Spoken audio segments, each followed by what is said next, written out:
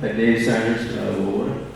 I'd like to know that when the federal government, that being the Trudeau government, legislated or imposed that provincial Crown Corporation power grid had to change from coal-fired to either natural gas or nuclear. I sincerely hope that you're part of the discussions and your legal department told the federal legal department and the federal bureaucrats, if you want this to be imposed on the taxpayers of Saskatchewan to change over the power grids from coal-fired to natural gas and nuclear, then you pay for it, not us. Can you emphasize just what was involved there? Like whether or not, what percentage the taxpayers in Saskatchewan have to pay to convert over? Can you enlighten that? The goal will be to run the majority of the assets that we have out till the end of their life. So there's two reasons why you, in this case a coal-fired facility, you might shut it down and change to something else. One is you actually reach the foreseeable end of its life as an asset, and two would be somebody tells you you can't use it anymore. And so I'm just going to back up because there's a number of stages to this conversation as to how it happened, and it does extend back under the previous government, and that's the Harper government, a guy I speak to frequently. They had put in place that by the year 2030, you either have to remove your coal-fired plant or you can run it up to the end of your life cycle. So in the case of Shannon, I think that's 2042. I think Poplar River is 2029, and I'm not sure about 5 and 6. I have to check on where. I think they might be 24. A lot of them are actually before 2030. And so then you do have a decision to make is either replace those with coal-fired power, what the conservative decree was back in the days, you're not going to be replacing them with coal-fired power unless you put CCS on those facilities. What the Liberal government did when they came into power is they said, all right, we're actually going to change that a little bit.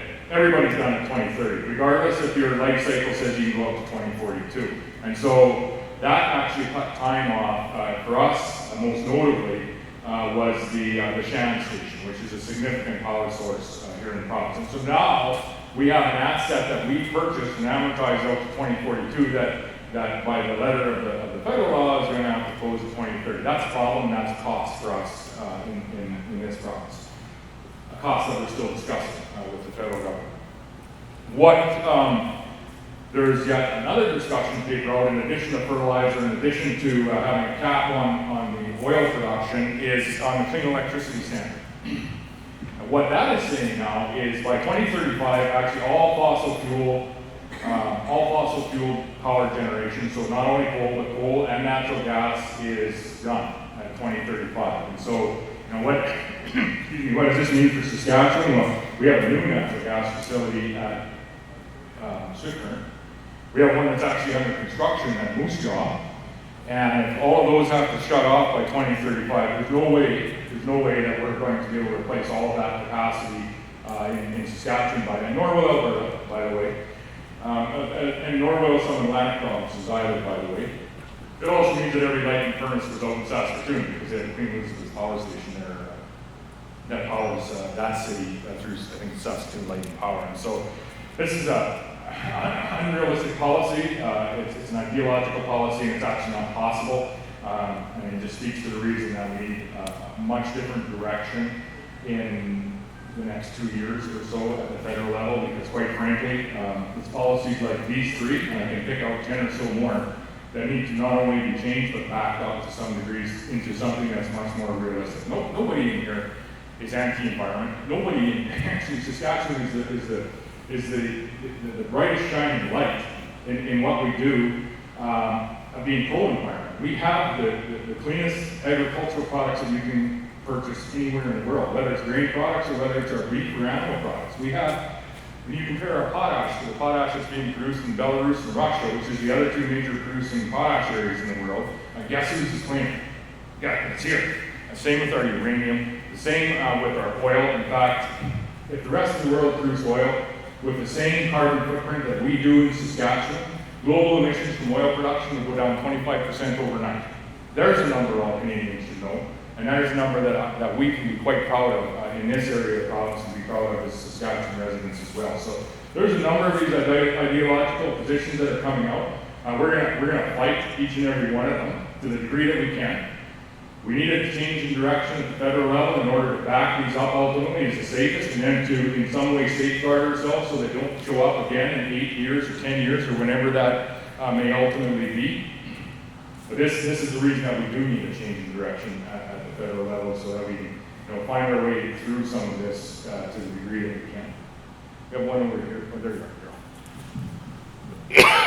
Hi, I'm a retired coal miner, and I did 40 years at the mine plus. Back during the 80s, we shipped coal to Ontario. There was 110 cars a day, 109 on every one of them. Sometimes there was two trains a day. Yeah. And when that all shut down, they ended it.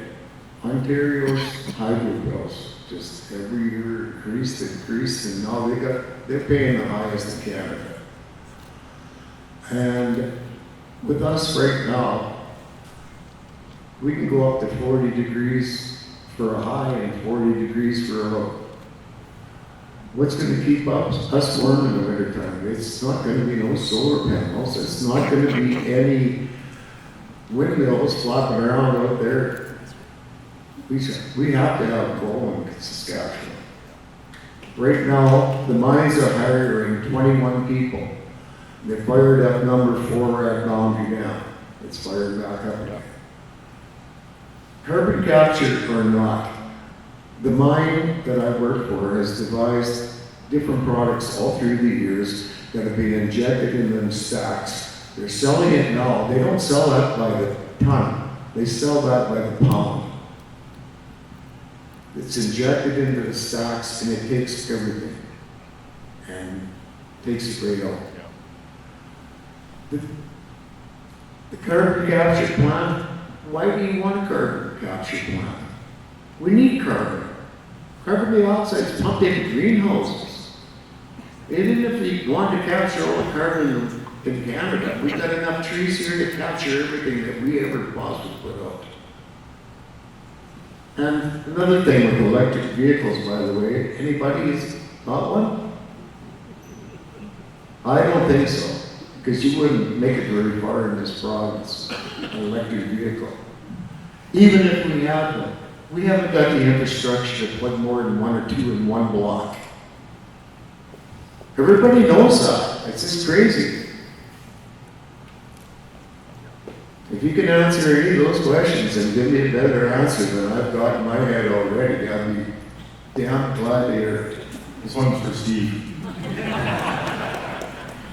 Yeah, lots of good points in there. Anybody that's lived in maybe close to I have not, I'm living 6 hours north of, but close to a coal-fired plant. Think of what it looked like 30 years ago, so think of what it looked like today. And it's very, very different without CCS. To the point is to, what can we use carbon for?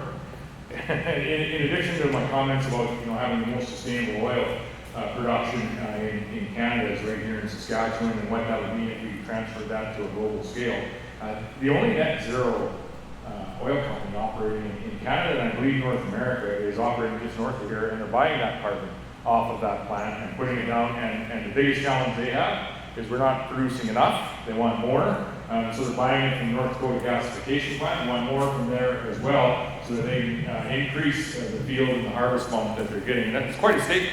The only net zero oil company operating in North America is operating right here in southern Canada, southern Saskatchewan. I always say North Canada, southern Canada.